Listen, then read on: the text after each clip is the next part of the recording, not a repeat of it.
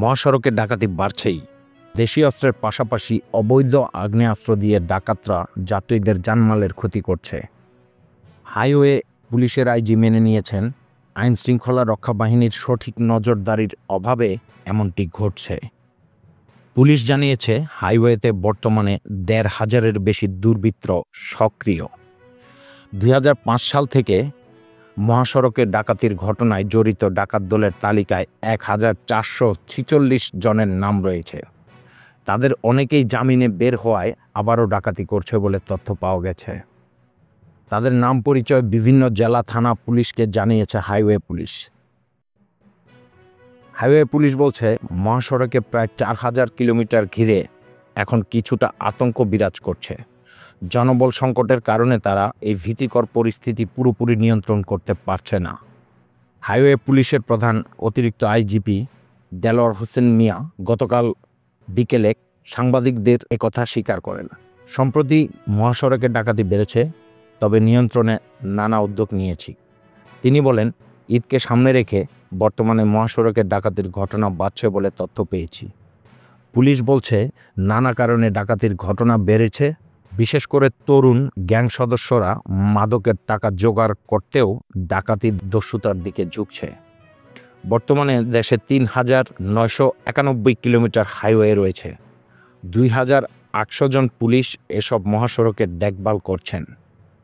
পুলিশের দাবি, লোকবল দরকার ৬,০০০। সর্বশেষ গত শনিবার গভীর রাতে তেঁতুলিয়া ও পঞ্চগড়ে গণডাকাতি হয়। এ সময় মহাসড়কে চেকপোস্ট বসিয়ে ডাকাত দলের ৫ জনকে গ্রেপ্তার করা হয়। এর আগে শুক্রবার মধ্যরাতে পাবনার সাথিয়ায় গণডাকাতির ঘটনা ঘটে। এর আগে ৪৮ ঘন্টার মধ্যে কুমিল্লার ১৪ গ্রামে বিদেশ থেকে আসা ২ জন প্রবাসী ডাকাত দলের কবলে পড়েন।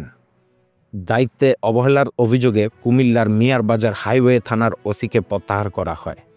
সম্প্রতি টাঙ্গাইলের মির্জাপুরে রাজশাহীগামী একটি যাত্রীবাহী বাসে ডাকাতির সময় ২ নারীর শ্লীলতাহানির অভিযোগ মিলেছে। শুধু মহাসড়কেই নয়, রাজধানীসহ দেশের বিভিন্ন জেলা ও থানা এলাকার আইনশৃঙ্খলা পরিস্থিতির অবনতি ঘটেছে। পুলিশ সদর দপ্তরের এআইজি মিডিয়া ইনামুল হক সাগর বলেন, রোজাকে কেন্দ্র করে আইনশৃঙ্খলা পরিস্থিতি স্বাভাবিক রাখতে এসপিদের নির্দেশ দেওয়া হয়েছে। পুলিশ সূত্র বলছে, বর্তমানে মহাসড়কে ডাকাতির পাশাপাশি ছিনতাই, দস্যুতা, অপহরণ ও চাঁদাবাজির পাশাপাশি নারীর শ্লীলতাহানির খবর পাওয়া গেছে। যেসব এলাকায় ডাকাতি বেশি, ব্রাহ্মণবাড়িয়ার সরাইল, কুমিল্লা মহাসড়ক, চান্দাইল, নারায়ণগঞ্জের সিমরাইলে বেশি ডাকাতির ঘটনা ঘটেছে। এছাড়া তেঁতুলিয়া ও পঞ্চগড়েও বেশি ডাকাতি হচ্ছে। অপেক্ষাকৃত নির্জন সড়কে ডাকাতির ঘটনা বেশি ঘটছে জানিয়ে হাইওয়ে পুলিশ বলেন, এসব এলাকায় অনেককে আগে থেকে টার্গেট করেও ডাকাতির ঘটনা ঘটছে। বিশেষ করে প্রবাসীদের গাড়ি টার্গেট করে ডাকাত দল। তাদের বিমানবন্দর থেকে অনুসরণ করা হতে পারে।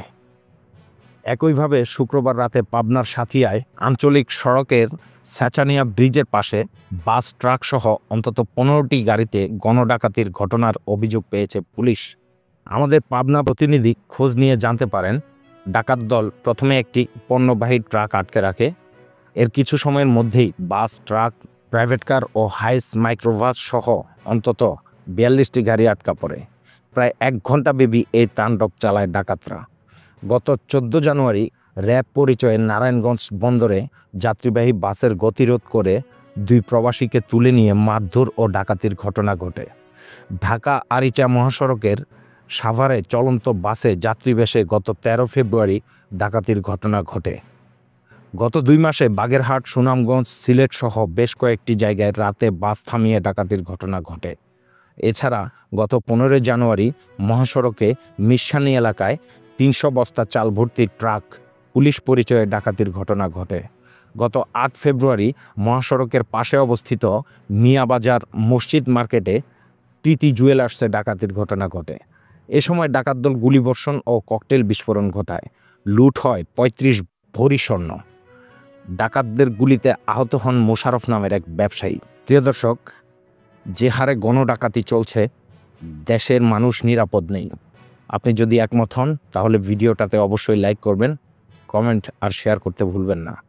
চ্যানেলটি সাবস্ক্রাইব করে রাখার অনুরোধ রইল। ধন্যবাদ।